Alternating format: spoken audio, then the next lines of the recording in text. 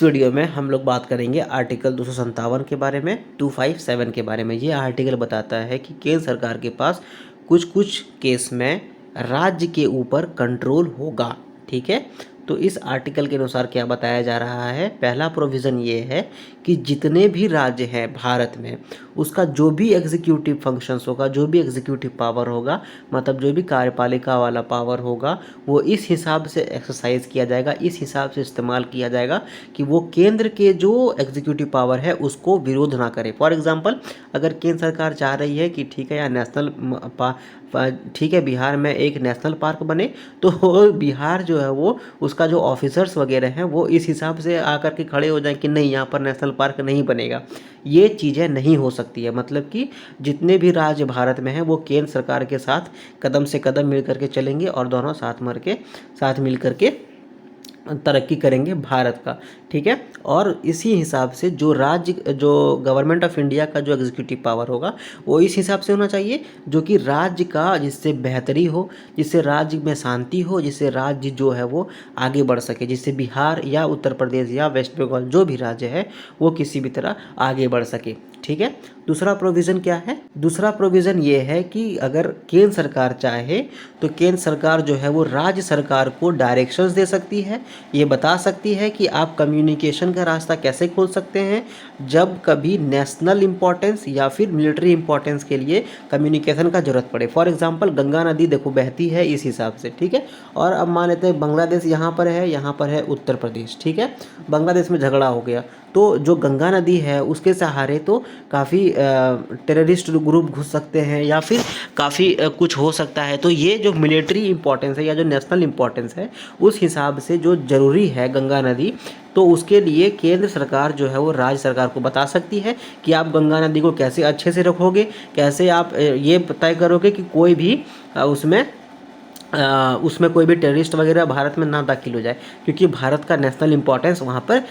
National importance का वो चीज़ है। ठीक है, और इस हिसाब से पार्लियामेंट जो है वो कोई भी वाटरवे या कोई भी हाईवे को नेशनल हाईवे और नेशनल वाटरवे कह सकती है। फॉर एग्जांपल, एक और एग्जांपल आप लोग ले लो कि उत्तराखंड और चाइना का जो बॉर्डर है वो काफ़ी सटा है। ठीक है, और वहाँ पर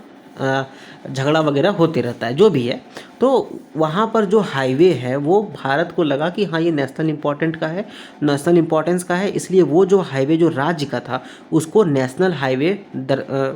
हाईवे घोषित कर दिया गया, जिससे क्या हुआ कि जो राज्य और केंद्र के बीच में जो कम्युनिकेशन है वो बेहतरीन हो गया और उसका जो मिलिट्री पावर है भारत का वो अच्छा हो गया, एयरफोर्स हो गया, जिससे कि हेलीपैड वगैरह वहाँ पर बना है। ठीक है, तो इससे केंद्र सरकार ये राज्य सरकार को बता सकते हैं कि आप ऐसा ऐसा काम करो, जिससे कि भारत का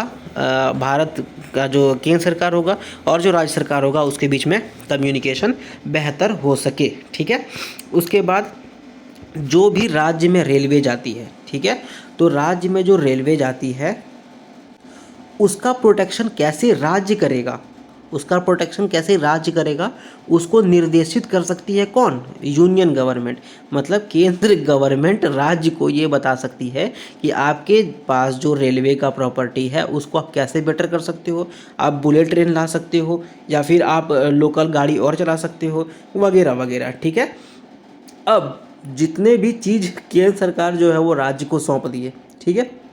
तो राज्य का उसमें खर्चा हो गया, पैसा खर्चा हुआ, और मान लेते हैं कि पैसा जो खर्चा हुआ वो गवर्नमेंट ऑफ इंडिया और जो राज्य था, यहाँ पर मान लेते हैं वेस्ट बंगाल, तो वेस्ट बंगाल और गवर्नमेंट ऑफ इंडिया के बीच में पहले से एक समझौता हो गया, एग्रीमेंट हो गया कि ठीक है गवर्नमेंट ऑफ इंडिया बोल रही है कि आप जो है हाईवे बनाओ, नेशनल हाईवे वगैरह हम लेंगे उसको, तो गवर्नमेंट जितना खर्चा करेगी वो government of India West Bengal को दे देगी। ठीक है, अब मान लेते हैं कि ऐसा नहीं हुआ, तो उस सिचुएशन में क्या होगा, तो उस सिचुएशन में जो भारत का चीफ जस्टिस है, मतलब कि CJI, वो बीच में दखलंदाजी करेंगे और राज्य और केंद्र के बीच में दखलंदाजी करते हुए ये बता देंगे केंद्र सरकार को कि देखिए साहब, राज्य वाले 1500 करोड़ रुपया खर्चा किए हैं सिर्फ और सिर्फ इसलिए कि वो रेलवे को अच्छा कर सके या सिर्फ और सिर्फ वो नेशनल हाईवे बना सके, नेशनल वाटरवे बना सके, तो 1500 करोड़ रुपया